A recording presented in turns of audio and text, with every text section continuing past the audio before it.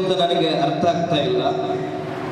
ಆದರೂ ಸ್ವಾಮಿ ವಿವೇಕಾನಂದರ ಆಶೀರ್ವಾದಕ್ಕಾಗಿ, ಅವರ ಕನಸಿನ ಸುಂದರವಾದ ಭಾರತದ ನಿರ್ಮಾಣಕ್ಕಾಗಿ ಏನಾದರೂ ಒಂದೆರಡು ವಿಚಾರಗಳನ್ನು ನಿಮ್ಮ ಮುಂದೆ ಹಂಚ್ಕೋಬೇಕು ಅಂತ ನಾನು ಇಷ್ಟಪಡ್ತಾ ಇದ್ದೇನೆ.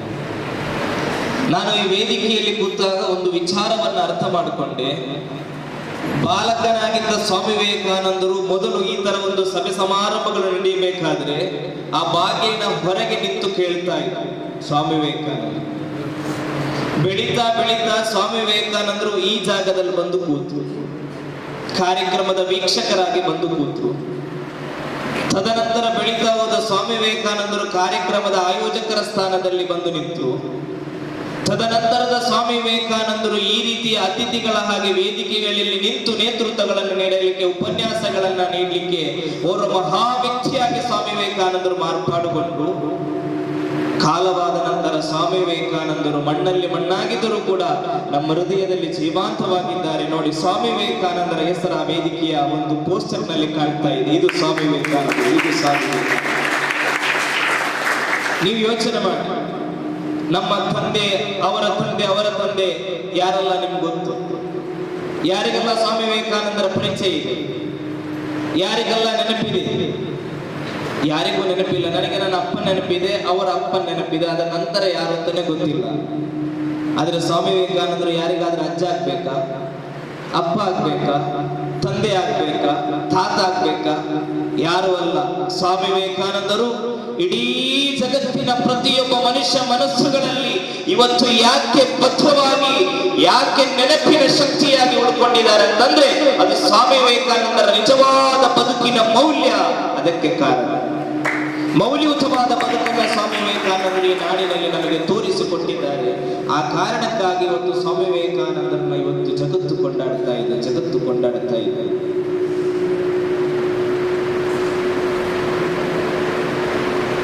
ಯಾರಾದ್ರೂ ಬಂದು ಸ್ವಾಮಿ ವಿವೇಕಾನಂದರು ಹಿಂದೂ ಧರ್ಮ, ನಾನು ಓಪನ್ ಸ್ಟೇಟ್ಮೆಂಟ್ ಕೊಡ್ತೀನಿ, ಮುಕ್ತವಾಗಿ ತೆರೆದ ಮನಸ್ಸಿನಿಂದ ಹೇಳ್ತೀನಿ. ಯಾರಾದ್ರೂ ಬಂದು ಸ್ವಾಮಿ ವಿವೇಕಾನಂದರು ಹಿಂದೂ ಧರ್ಮದ ಪುರೋಹಿತರು, ಹಿಂದೂ ಧರ್ಮದ ಧರ್ಮಗುರುಗಳು, ಹಿಂದೂ ಧರ್ಮದ ಸಂಪತ್ತು ಅಂತ ಅಂದ್ರೆ ನಾನು ಅದನ್ನ ಸಾರ್ವಜನಿಕವಾಗಿ ನಿಷೇಧ ಮಾಡ್ತೀನಿ. ಸ್ವಾಮಿ ವಿವೇಕಾನಂದರು ಇಡೀ ಭಾರತದ ಸಂಪತ್ತಾಗಿದೆ. ಸ್ವಾಮಿ ವಿವೇಕಾನಂದರು ಪ್ರತಿಯೊಬ್ಬ ಸಮುದಾಯದ ಸಂಪತ್ತಾಗಿದೆ. ಸ್ವಾಮಿ ವಿವೇಕಾನಂದರು ಕೇವಲ ಭಾರತಕ್ಕೆ ಸೀಮಿತಗೊಂಡವರಲ್ಲ. ಸ್ವಾಮಿ ವಿವೇಕಾನಂದರು ಅಖಂಡ ಜಗತ್ತಿಗೆ ಶ್ರೀಮಂತಿಕೆಯಾಗಿದೆ. ಸ್ವಾಮಿ ವಿವೇಕಾನಂದ ಯಾವುದೇ ಕಾರಣಕ್ಕೂ, ನಾನು ಮತ್ತೊಮ್ಮೆ ಅಡಿಗೆರೆಯಾಗಿ ಹೇಳ್ತಾ ಇದ್ದೀನಿ, ಸ್ವಾಮಿ ವಿವೇಕಾನಂದರು ಯಾವುದೇ ಕಾರಣಕ್ಕೂ ಒಂದು ಕೋಮಿಗೆ ಸೀಮಿತವಾದವರಲ್ಲ. ಕಾರಣ ಸ್ವಾಮಿ ವಿವೇಕಾನಂದರ ವಿಚಾರಧಾರೆಗಳೇನಿದೆ, ಸ್ವಾಮಿ ವಿವೇಕಾನಂದರ ಚಿಂತನೆಗಳೇನಿದೆ, ಸ್ವಾಮಿ ವಿವೇಕಾನಂದರ ಆದರ್ಶಗಳೇನಿದೆ, ಪ್ರತಿಯೊಬ್ಬ ಮನುಷ್ಯ ಮನಸ್ಸುಗಳ, ಪ್ರತಿಯೊಬ್ಬ ಮಾನವ ಮನಸ್ಸುಗಳನ್ನ ಶ್ರೀಮಂತಗೊಳಿಸುವಂತಹ ವಿಚಾರಧಾರೆಗಳಾಗಿತ್ತು ಸ್ವಾಮಿ ವಿವೇಕಾನಂದರ ಜೀವನ ಚರಿತ್ರೆಗಳು. ನನ್ನ ಪ್ರೀತಿಯ ವಿದ್ಯಾರ್ಥಿಗಳಲ್ಲಿ, ನನಗೆ ಸಮಯ ಆದಾಗ ಹೇಳಬೇಕು, ನಾನು ಮಾತಾಡೋಕ್ಕಿಂತ ಸಮಯ ಆಗುವುದು ಗೊತ್ತಾಗಲ್ಲ. 40 ನಿಮಿಷ ಅಂತ ಹೇಳಿದ್ದಾರೆ, 30 ನಿಮಿಷದಲ್ಲಿ ಮುಗಿಸ್ತೀನಿ. ಯಾಕಂತಂದ್ರೆ ನನ್ನ ದತ್ತ ತಾಯಿ ಹೆಸರು, ನೆಕ್ಸ್ಟ್ ಒನ್ ತಾಯಿ ಹೆಸರು, ಸ್ವಾಮಿ ವಿವೇಕಾನಂದರ ತಾಯಿ ಹೆಸರು ಭುವನೇಶ್ವರಿ ದೇವಿ. ಎಷ್ಟು ಸುಂದರವಾದಂತಹ ಹೆಸರು, ತಂದೆ ತಾಯಿ ಹೆಸರು. ಅವ್ರು ಯಾವಾಗ ಜನಿಸಿದ್ರು? ನೀವು ಗಂಡ್ಮಕ್ಳು. ದಿನಾಂಕ ಜನವರಿ 12. ವಾ, ತುಂಬಾ ವಿದ್ಯಾವಂತರಿದ್ದೀರಾ ಮೇಡಮ್, ತಮಗೆ ಧನ್ಯವಾದಗಳನ್ನು ಸಲ್ಲಿಸ್ತಾ ಇದ್ದೇನೆ. ಶಿಕ್ಷಕರು ಎಷ್ಟರ ಪ್ರಮಾಣದಲ್ಲಿ ಪ್ರಾಮಾಣಿಕವಾಗಿ ವಿದ್ಯಾರ್ಥಿಗಳಿಗೆ ವಿದ್ಯಾಭ್ಯಾಸವನ್ನು ನೀಡ್ತಾರೋ, ಶಾಲಾ ಕಾಲೇಜುಗಳಿಗೆ ಬರತಕ್ಕಂತಹ ವಿದ್ಯಾರ್ಥಿಗಳೇನಿದ್ದಾರೆ ಅವರೆಲ್ಲರೂ ನಮ್ಮ ಮಕ್ಕಳು, ನಮ್ಮ ಸಹೋದರ ಸಹೋದರಿಯರ ಭಾವನೆಯಿಂದ ವಿದ್ಯಾರ್ಥಿಗಳಿಗೆ ಜ್ಞಾನವನ್ನು ಶಿಕ್ಷಕರು ಕಲಿಸಿಕೊಡ್ತಾರೋ ಆವಾಗ ಸ್ವಾಮಿ ವಿವೇಕಾನಂದರಂತಹ ಅಭೂತವಾದ ವಿದ್ಯಾರ್ಥಿಗಳು ಹುಡ್ಕೊಳ್ಳಕ್ಕೆ ಸಾಧ್ಯ ಅನ್ನೋ ಮಾತನ್ನ ನಾನು ಈ ಸಂದರ್ಭದಲ್ಲಿ ಹೇಳ್ತೇನೆ. ಸ್ವಾಮಿ ವಿವೇಕಾನಂದರ ತಂದೆಯವರು ವಕೀಲರಾಗಿದ್ದರು. ಇವತ್ತು ಜಾತೀಯತೆಯ ಹೆಸರಲ್ಲಿ ಸಮಾಜವನ್ನು ಒಡೆಯುವಂತಹ ಒಂದು ಅನಾಚಾರ ಅನಿಷ್ಟವಾದ ಕೃತ್ಯಗಳ ನಾಡಿನಲ್ಲಿ ನಡೀತಾ ಇದೆ. ಅದಕ್ಕೆ ಸ್ವಾಮಿ ವಿವೇಕಾನಂದರು ಒಂದು ಆದರ್ಶವೇ. ಯಾವ ರೀತಿ ಅಂತಂದ್ರೆ, ಸ್ವಾಮಿ ವಿವೇಕಾನಂದರ ತಂದೆ ಅವರು ವಕೀಲರಾಗಿ ಕೆಲಸ ಮಾಡ್ತಾ ಇದ್ದಾರೆ, ಹೈಕೋರ್ಟ್ ಅಲ್ಲಿ ವಕೀಲರಾಗಿದ್ದರು ಕಲ್ಕತ್ತಾದಲ್ಲಿ. ಆವಾಗ ಎಲ್ಲಾ ಜಾತಿಯ ಎಲ್ಲಾ ಸಮುದಾಯದ ಜನರು ತಮ್ಮ ತಮ್ಮ ಕಾರ್ಯಗಳಿಗಾಗಿ ಕೆಲಸಗಳಿಗಾಗಿ ಸ್ವಾಮಿ ವಿವೇಕಾನಂದರ ಬಳಿ ಬರ್ತಾ ಇದ್ರು. ಆವಾಗ ಒಂದೊಂದು ಜಾತಿಯವರಿಗೆ ಒಂದೊಂದು ಬಟ್ಟೆಗಳಿರ್ತಂತೆ. ಒಂದೊಂದು ಜಾತಿಯವರು ಒಂದೊಂದು ತರ ಬಟ್ಟೆಗಳನ್ನ ಹಾಕೊಂಡು ಬರ್ತಾ ಇದ್ರು. ಪುಟ್ಟ ಬಾಲಕ ಸ್ವಾಮಿ ವಿವೇಕಾನಂದರಿಗೆ ಏನಾಗಿರ್ಬಹುದಪ್ಪ, ಯಾಕೆ ಇವರು ಬೇರೆ ಬೇರೆ ತರದ ಬಟ್ಟೆಗಳನ್ನ ಹಾಕೊಂಡು ಬರ್ತಾ ಇದ್ದಾರಲ್ಲ ಅಂತೇಳಿ ಒಂದು ಗಾಬರಿಯಿಂದ ಆಶ್ಚರ್ಯಚಕಿತರಾಗಿ ಸ್ವಾಮಿ ವಿವೇಕಾನಂದರು ನೋಡ್ಬೇಕಾದ್ರೆ ಯಾರೋ ಹೇಳಿದ್ರಂತೆ, ಅವ್ರು ಈ ತರ ಜಾತಿಯವರಿಗೆ ಈ ತರದ ಬಟ್ಟೆ ಇದೆ ಅಂತ ಹೇಳಿದಾಗ ಸ್ವಾಮಿ ವಿವೇಕಾನಂದರು ತದನಂತರ ದಿನಗಳಲ್ಲಿ ಒಂದೊಂದು ಜಾತಿಯವರ ಬಟ್ಟೆಯನ್ನ ತೊಡ್ಕೊಂಡು ಧರಿಸಿಕೊಂಡು ಏನು ಬದಲಾವಣೆ ಇದೆ, ಏನು ವ್ಯತ್ಯಾಸಗಳಿದೆ ಅಂತ ಹೇಳಿ ಒಂದೊಂದು ಜಾತಿಯವರ ಬಟ್ಟೆಗಳನ್ನ ಧರಿಸಕ್ಕೆ ಸ್ವಾಮಿ ವಿವೇಕಾನಂದರು ನೋಡ್ತಾರೆ. ಎಲ್ಲಾ ಜಾತಿಯವರ ಬಟ್ಟೆಯನ್ನ ಧರಿಸಿದ ನಂತರ ಸ್ವಾಮಿ ವಿವೇಕಾನಂದರು ಹೇಳ್ತಾರೆ, ನಾನು ಎಲ್ಲಾ ಜಾತಿಯವರ ಬಟ್ಟೆಯನ್ನ ಧರಿಸಿ ನೋಡಿದೆ, ಆದ್ರೆ ನನಗೆ ಏನು ಬದಲಾವಣೆಯನ್ನ ಕಂಡಿಲ್ಲ. ಈ ನಾಡಿನಲ್ಲಿರುವ ಪ್ರತಿಯೊಬ್ಬರು ಸಮಾನರು ಅನ್ನುವ ಸಂದೇಶವನ್ನ ಸ್ವಾಮಿ ವಿವೇಕಾನಂದರು ಈ ನಾಡಿಗೆ. ಅದೇ ನಿಜವಾದ ಸ್ವಾಮೀಜಿಗಳು ಸ್ವಾಮಿ ವಿವೇಕಾನಂದರು. ಆದರೂ ಕೂಡ ನನಗೆ ನೋವಿನ ಸಂಗತಿ ಏನು ಅಂತಂದ್ರೆ, ಇವತ್ತು ಸ್ವಾಮಿ ವಿವೇಕಾನಂದರನ್ನ ತಮ್ಮ ರಾಜಕೀಯಕ್ಕೋಸ್ಕರ ಬಳಕೆ ಮಾಡುವಂತಹ ಕೃತ್ಯಗಳು ಈ ನಾಡಿನಲ್ಲಿ ನಡೀತಾ ಇದೆ ಅನ್ನೋದನ್ನ ನನಗೆ ತುಂಬಾ ನೋವಿನಿಂದ ನಾನು ಹೇಳಕ್ಕೆ ವ್ಯಕ್ತಪಡಿಸ್ತಾ ಇದ್ದೇನೆ. ಮೊನ್ನೆ ಯಾರೋ ಒಬ್ರು ಮಾತಾಡಬೇಕಾದ್ರೆ ಹೇಳಿದ್ರು, ಒಂದು ಕರ್ನಾಟಕದ ಒಂದು ಪ್ರತಿಷ್ಠಿತ ಸಂಸ್ಥೆ ಮಾತ್ರ ಸ್ವಾಮಿ ವಿವೇಕಾನಂದರ ಬಗ್ಗೆ ಬರಿಬೇಕಂತ. ಎಲ್ಲರೂ ಬರೆಯಲಿಲ್ಲ. ಆ ಸಂಸ್ಥೆ ಬಗ್ಗೆ ಅಧ್ಯಯನ ಮಾಡಿದ ಒಂದು ಕೋಮಿಗೆ ಸೀಮಿತವಾಗಿರತಕ್ಕಂಥ ಒಂದು ಪ್ರಕಾಶನ ಸಂಸ್ಥೆ.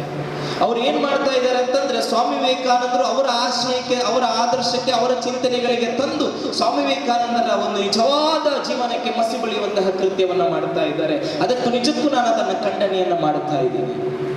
ಸ್ವಾಮಿ ವಿವೇಕಾನಂದರು ಈ ನಾಡಿನ ಪ್ರತಿಯೊಬ್ಬ ಜನಾಂಗದ ಪ್ರತಿಯೊಬ್ಬ ಮನಸ್ಸುಗಳ ಮೇಲೆ ಎಷ್ಟು ಅಪಾರವಾದ ಗೌರವ ಇತ್ತು ಅಂತಂದ್ರೆ, ಸ್ವಾಮಿ ವಿವೇಕಾನಂದರು ಯಾವಾಗ ವಿಶ್ವವಿಖ್ಯಾತಿಯನ್ನು ಹೊಂದಿದ್ರು ಗೊತ್ತಾ? ಯಾವಾಗ ಸ್ವಾಮಿ ವಿವೇಕಾನಂದರು ವಿಶ್ವಗುರುವಾಗಿ ಜನರಿಗೆ ಜನಮಾನಸ ಗೆದ್ರು ಅಂತ ಗೊತ್ತಾ? ಸರ್ವಧರ್ಮ ಸಮ್ಮೇಳನದಲ್ಲಿ, ಅಮೆರಿಕಾದ ಚಿಕಾಗೋದಲ್ಲಿ ನಡೆತಕ್ಕಂಥ ಒಂದು ಸರ್ವಧರ್ಮ ಸಮ್ಮೇಳನದಲ್ಲಿ ಸ್ವಾಮಿ ವಿವೇಕಾನಂದರು ಎಲ್ಲರಿಗೂ ಚಿರಪರಿಚಿತರಾದರು. ಆದರೂ ಕೂಡ ಅದಕ್ಕಿಂತ ಮುಂಚೆ ಅಮೆರಿಕಾಗೆ ಸ್ವಾಮಿ ವಿವೇಕಾನಂದರು ಓದೋದು ಭಾಷಣ ಮಾಡಕ್ಕಲ್ಲ. ನೀವೊಂದು ವಿಚಾರವನ್ನು ಅರ್ಥ ಮಾಡ್ಕೋಬೇಕು. ಈ ಆಯೋಜಕರು ನೀವು ಬನ್ನಿ 2 ನಿಮಿಷ ಮಾತಾಡಿ ಅಂತ ಹೇಳಿದ ತಕ್ಷಣ ನೀವು ಯಾರು ಕೂಡ ಬಂದಿಲ್ಲ.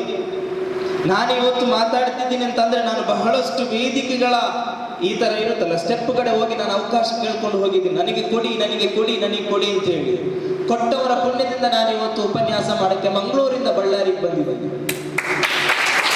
ಒಂದು ಮಾತನ್ನ ಬಹಳ ಸ್ಪಷ್ಟವಾಗಿ ವಿದ್ಯಾರ್ಥಿಗಳಿಗೆ ನಾನು ಹೇಳ್ತೀನಿ, ಈ ಜೀವನ ಇರೋದು ಎಷ್ಟು? ಯಾರಿಗಾದ್ರೂ 2 ಬಂದಿದೆಯಾ? ಇಲ್ಲ ತಾನೆ. ಈ ಜೀವನ ಇರುವುದು ಒಂದು. ಬದುಕನ್ನುವುದು ಭಗವಂತನ ಅನುಗ್ರಹ. ನಾನು ಯಾವತ್ತೂ ಹೇಳ್ತಾ ಇರ್ತೇನೆ, ಬದುಕನ್ನುವುದು ಭಗವಂತನ ಅನುಗ್ರಹ, ಸಾವನ್ನುವುದು ಭಗವಂತನ ತೀರ್ಮಾನ. ಆ ತೀರ್ಮಾನ ಬಂದ ನಂತರ ನಾವು ಯಾರು ಈ ಮಣ್ಣಲ್ಲಿ ಉಳಿಯಲ್ಲ. ನಾವು ಉಳಿಯುವುದು ವಿವೇಕಾನಂದಂತಹ, APJ ಅಬ್ದುಲ್ ಕಲಾಂರಂತಹ ಮಹಾತ್ಮನ ನೆನಪುಗಳಾಗಿ ನಾಳೆ ನಾವು ಉಳಿಯಬೇಕು ಅಂತಂದ್ರೆ ವೇದಿಕೆಗಳನ್ನ ಸದುಪಯೋಗ ಪಡಿಸಬೇಕನ್ನುವ ಸಣ್ಣ ಭಾವ ನಮಗಿರ್ಬೇಕು. ಆಟಗಳನ್ನ, ತುಂಟಾಟಗಳನ್ನೆಲ್ಲವನ್ನ ಬದಿಗಿಟ್ಟು ನಾನು ಯಾರು ಅನ್ನೋದನ್ನ ಜನರಿಗೆ ತೋರಿಸಬೇಕು. ನಾನು ಯಾರು ಅಂತ ಜನರಿಗೆ ಗೊತ್ತಾಗಬೇಕು. ಆ ಗೊತ್ತಾಗುವುದರ ಮೂಲಕ ಸಮಾಜಕ್ಕೆ ಒಳ್ಳೆಯ ಸಂದೇಶವನ್ನು ಕೊಡುವ ಒಬ್ಬ ಆದರ್ಶ ವ್ಯಕ್ತಿಯಾಗಿ ಮಾರ್ಪಾಡುಗೊಳ್ಬೇಕೆನ್ನುವ ಭಾವನೆ ಪ್ರತಿಯೊಬ್ಬ ವಿದ್ಯಾರ್ಥಿಗಳಲ್ಲಿ ಇರಬೇಕು. ಸ್ವಾಮಿ ವಿವೇಕಾನಂದರು ಬೇರೆ ವಿಷಯಕ್ಕೆ ಸಂಬಂಧಪಟ್ಟ ಅಮೆರಿಕಕ್ಕೆ ಹೋದರೂ ಕೂಡ ಅಲ್ಲಿ ಸರ್ವಧರ್ಮ ಸಮ್ಮೇಳನದ ಬಗ್ಗೆ ವಿಷಯ ಗೊತ್ತಾದ ಸ್ವಾಮಿ ವಿವೇಕಾನಂದರು ಅವಕಾಶವನ್ನ ಕೇಳಿಕೊಂಡು ಆ ಕಾರ್ಯಕ್ರಮದ ಆಯೋಜಕರ ಕಡೆ ಹೋಗಿದ್ರು ಗೊತ್ತಾ. ಆದರೂ ಕೂಡ ಅವಕಾಶವನ್ನು ಅವರು ಕೊಟ್ಟಿರಲಿಲ್ಲ. ತದನಂತರ ಯಾರೋ ಹೇಳಿದ್ರಂತೆ, ಧರ್ಮಗಳ ಬಗ್ಗೆ ವಿಚಾರಗಳನ್ನ ಬಹಳಷ್ಟು ಪಾಂಡಿತ್ಯವನ್ನು ಹೊಂದಿರತಕ್ಕಂಥ ಓರ್ವ ಸಂತರಾಗಿದ್ದಾರೆ, ಅವರಿಗೆ ಅವಕಾಶ ಕೊಡಿ ಅಂತ ಹೇಳಿದಾಗ ಆ ಮಾತನ್ನ ಕೇಳಿ ಸ್ವಾಮಿ ವಿವೇಕಾನಂದರಿಗೆ ಕೊಟ್ಟ ಅವಕಾಶ ಇಡೀ ಕ್ರಾಂತಿಕಾರಿ ಬದಲಾವಣೆಯನ್ನ ಮಾಡಲಿಕ್ಕೆ ಸ್ವಾಮಿ ವಿವೇಕಾನಂದರಿಂದ ಸಾಧ್ಯವಾಯಿತು. ಅದಕ್ಕಿಂತಲೂ ಮುಂಚಿತವಾಗಿ ಸ್ವಾಮಿ ವಿವೇಕಾನಂದರು ಒಂದು ಪಾದಯಾತ್ರೆಯನ್ನ ಈ ದೇಶದಲ್ಲಿ ಹಮ್ಮಿಕೊಂಡಿದ್ರು. ಯಾರಾದ್ರೂ ಕೇಳಿದ್ದೀರಾ? ಕಾಶ್ಮೀರದಿಂದ ಕನ್ಯಾಕುಮಾರಿವರೆಗೆ ಸ್ವಾಮಿ ವಿವೇಕಾನಂದರು ಒಂದು ಪಾದಯಾತ್ರೆಯನ್ನ ಆಯೋಜನೆ ಮಾಡಿದ್ದಾರೆ. ಈ ಕಾಲಘಟ್ಟದ ರಾಜಕೀಯ ಪಾದಯಾತ್ರೆ ಅಂತ ತಿಳ್ಕೋಬೇಡಿ. ಆವಾಗ ಸ್ವಾಮಿ ವಿವೇಕಾನಂದರು ಯಾರು ಅಂತ ಗೊತ್ತಿರಲಿಲ್ಲ. ಕಾಶ್ಮೀರದಿಂದ ಕನ್ಯಾಕುಮಾರಿಯಿಂದ ಪ್ರಾರಂಭಗೊಂಡ ಒಂದು ಪಾದಯಾತ್ರೆ ಕೊನೆಯದಾಗಿ ಕಾಶ್ಮೀರವನ್ನ ತಲುಪಿದಾಗ ಸ್ವಾಮಿ ವಿವೇಕಾನಂದರ ಶರೀರದಲ್ಲಿ ಶಕ್ತಿ ಇರಲಿಲ್ಲ. ಎಲ್ಲಾ ಸಾಮರ್ಥ್ಯವನ್ನ ಸ್ವಾಮಿ ವಿವೇಕಾನಂದ ಕಳೆದುಕೊಂಡಿದ್ರು. ಯಾರು ಕೂಡ ಕರೆದು ಒಂದು ಲೋಟ ನೀರು ಕೊಡುವಂತಹ ಒಂದು ಮನಸ್ಥಿತಿ ಇರಲಿಲ್ಲ. ವೀರ ಸನ್ಯಾಸಿಯಾಗಿ ಇಡೀ ದೇಶವನ್ನ ಧ್ಯಾನ ಮಾಡಬೇಕು, ಇಡೀ ದೇಶದ ಕಷ್ಟ ನಷ್ಟ ಸುಖ ದುಃಖಗಳ ಬಗ್ಗೆ ಅಧ್ಯಯನ ಮಾಡಬೇಕು. ಏನು ಈ ದೇಶದ ಭವಿಷ್ಯದ ಬಗ್ಗೆ ನನಗೆ ತಿಳಿಬೇಕೆಂಬ ಭಾವನೆ, ಒಂದು ವಿಶಾಲವಾದ ಉದ್ದೇಶದಿಂದ ಸ್ವಾಮಿ ವಿವೇಕಾನಂದರ ಪಾದಯಾತ್ರೆಯು ಕಾಶ್ಮೀರವನ್ನು ತಲುಪುವ ವೇಳೆ ಸ್ವಾಮಿ ವಿವೇಕಾನಂದರು ಆಯಾಸವಾಗಿ ಅಲ್ಲಿ ಬಿದ್ದುಬಿಡ್ತಾರೆ.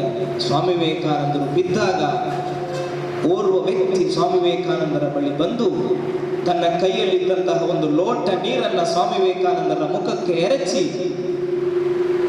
ಆ ಸ್ವಾಮಿ ವಿವೇಕಾನಂದರ ಪ್ರಜ್ಞೆಯನ್ನ ಬರುವ ಹಾಗೆ ಮಾಡಿ ಸ್ವಾಮಿ ವಿವೇಕಾನಂದರ ಕೈಗೆ ಒಂದು ಗ್ಲಾಸ್ ನೀರನ್ನು ಕೊಟ್ಟು ಮುಂದಿನ ಯಾತ್ರೆಗೆ ಸ್ವಾಮಿ ವಿವೇಕಾನಂದರನ್ನ ಆ ವ್ಯಕ್ತಿ ಕಳಿಸಿಕೊಡ್ತಾರೆ.